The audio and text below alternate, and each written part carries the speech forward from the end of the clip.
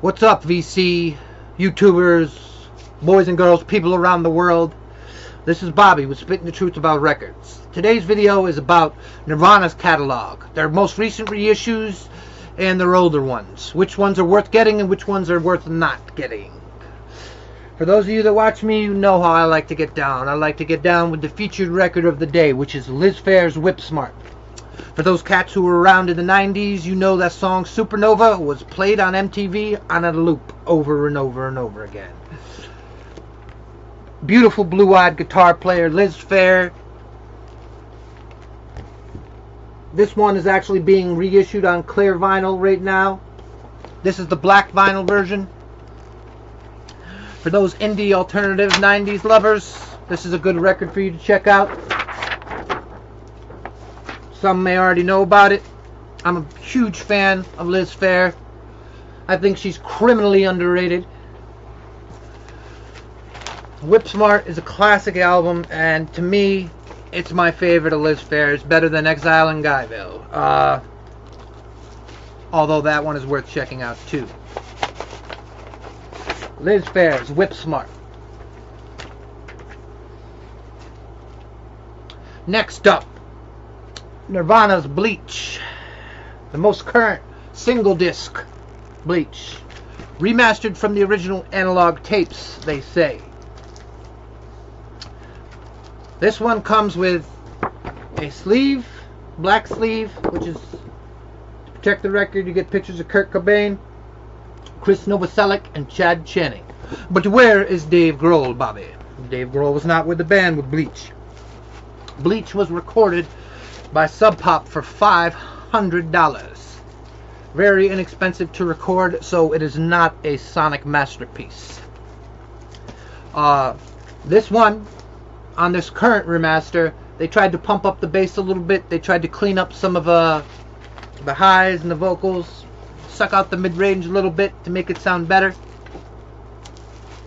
This one isn't bad. And your alternative is chasing what? My original beat up, beat to hell, scratched shit, Soundgarden, Nirvana's Bleach. For those of you who don't know, Soundgarden, I joked about it in one of my other videos, was a record preservative that they had back in the late 70s, 80s, and by the 90s it was almost defunct. But I used to put this stuff on my records all the time. I mean, the smell of it brings back so many memories. I mean, this was advertised as a space-age lubricant, you know, to eliminate record wear, to stop, you know, the wear from the stylus going around and around. It's great memories here. That's Spitting the Truth About Records.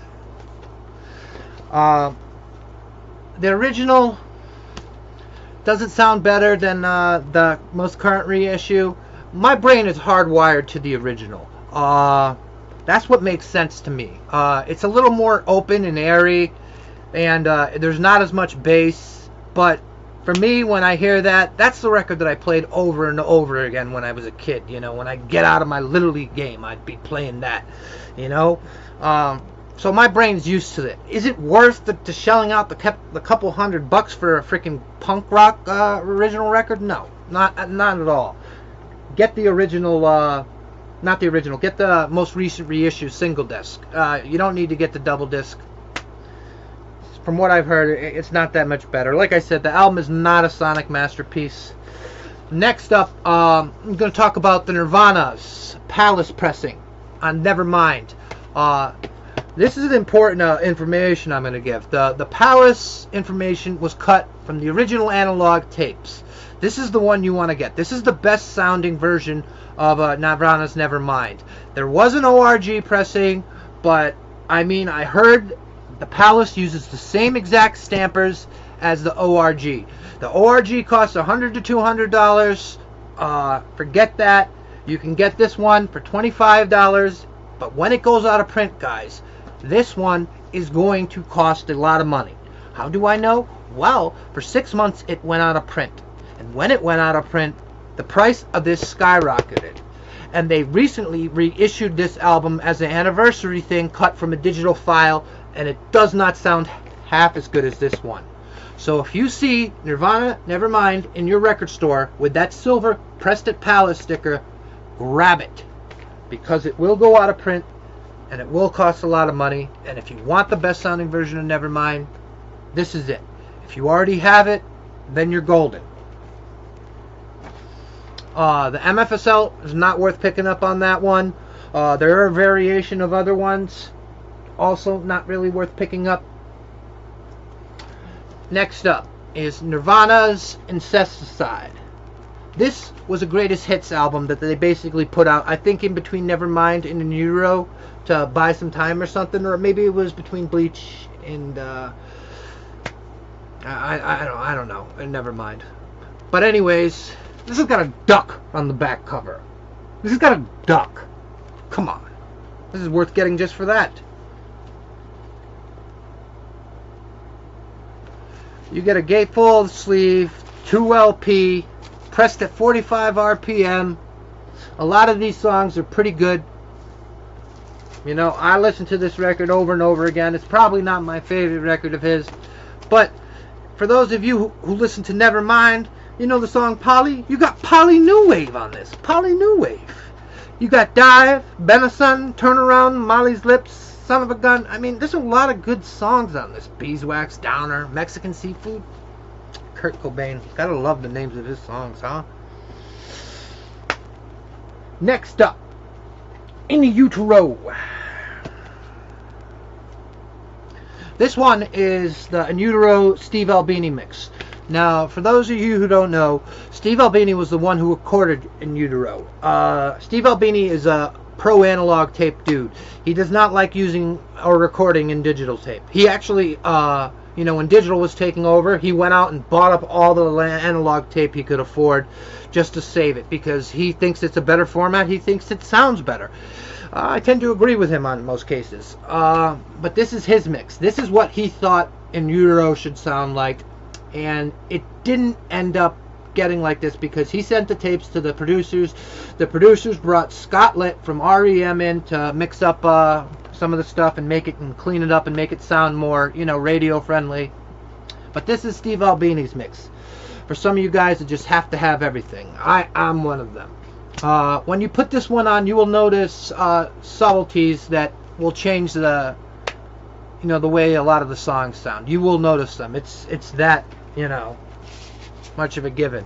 But how you know this is because it says made in Germany, and it says recorded by Steve Albini in the back. Now most of them do say recorded by Steve Albini, but the information on Discogs is there to show you exactly what you want to buy if you want to go after the Steve Albini mix, which I think you should, so you can get, you know, the idea of how it. The next version that I think is worth getting is not the 2013 45 mix, the black mix, or the 245. I think the Nirvana In Utero ORG mix. This one sounds phenomenal. You got the little ORG thing right there. I don't know how much these have gone up. These are expensive. Some of the ones that are out now aren't bad and probably worth $30. But I'm just talking about the best sounding ones. And if you can still get the ORG for $60, I think it's worth it. Nirvana's In Utero. Great record. Fabulous. Next up, Nirvana's Unplugged. This is the, not the Palace one, this is the current golden one. I think this is the one you can get in record stores today.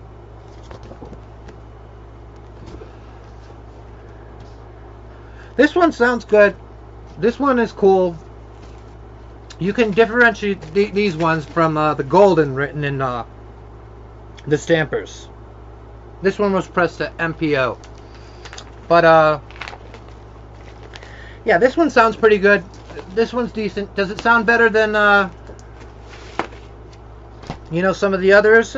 They're mostly about even. This is my old beat up, cracked out original. That is, oh, so beat up, it's ridiculous. When this thing was reissued, I mean not reissued, but when this was first released, back in the 90s. Like, I remember it like it was yesterday. I walked into the record store, and when this album first came out, when you bought this record, they gave you a 12-inch poster of Nirvana's In Utero when you bought this record. God, the memories. But anyways, this record is up to, probably the originals are up to over $100. So, once again, no, they're not worth the money that you pay for that. But for those of you who want to chase the sound, without going after, you want something that's cut from supposedly the original tapes, you can either go for the Palace version, or you can chase and get the nice, cheap Walmart version that uses the ORG stampers. Now you'll see, if the dead wax that you look on, it says the ORG stampers are crossed out. Use the same stampers. So this one supposedly is cut from all analog. And does it sound better than my original, or does it sound better than the golden version? Once again, I mean, it's debatable. It really is. There's not that much of a difference in it.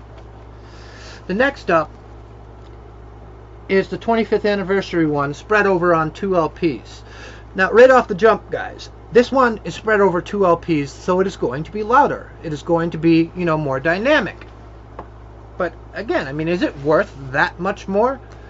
Now, for me, it was, just because, look at that, the gold foil writing, gold foil on the bug. Also, this one was the colored vinyl version. This is a favorite album of mine, and it brings back a lot of memories. Because when they released this one, Kurt Cobain was already dead.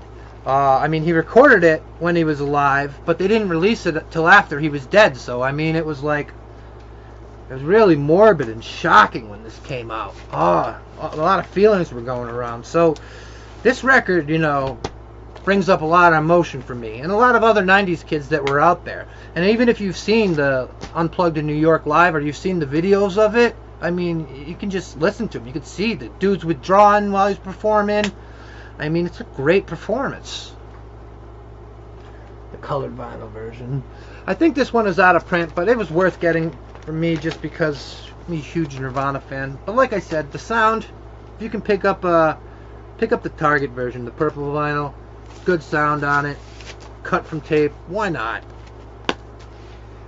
And next up, which is important, is if you want to have Kurt's catalog and you want the song I Know You're Right, well, you're going to have to go after the greatest hits.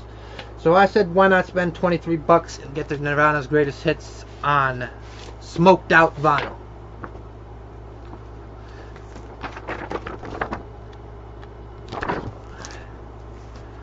Let's see. Translucent, smoked out, no clicks, no pops, $23. No brainer, VC, no brainer. But that's about all I got for you guys today. If you guys like my video, please hit the like and subscribe button. Hitting the like helps the YouTube algorithm to get my videos out there and to help get me noticed. Like I told you guys out there, I'm trying to do this YouTube thing, as a lot of all you guys and girls out there are too. Let's help each other out, and let's slam that like and subscribe button. This is Bobby with Spitting the Truth About Records. Deuces.